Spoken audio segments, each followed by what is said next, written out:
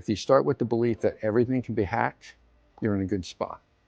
Because when all of us, many of you probably have experienced this, I myself as well, it's identifying that something's wrong. It's identifying the anomaly. Once the anomaly is identified, everything springs into action. But if you can't identify the anomaly, it's a real problem. And if you think about it, for the United States of America, the most recent problem was Volt Typhoon and Salt Typhoon. Volt Typhoon meaning Chinese hackers in US critical infrastructure. This is the power grid. Okay, it's public all over the place. And they've been in there for over a year. And they were in Salt Typhoon is they hacked the telecoms of the United States. And they're in there, and that's over wiretapping.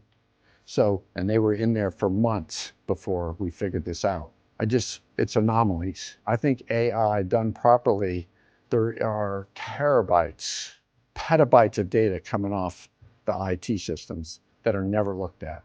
Well, now with AI, we can look at this, we can identify an anomaly, and we can do something about it. Once you find the anomaly, you're off to the races.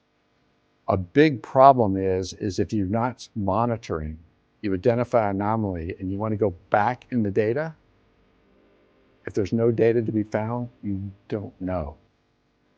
You're done.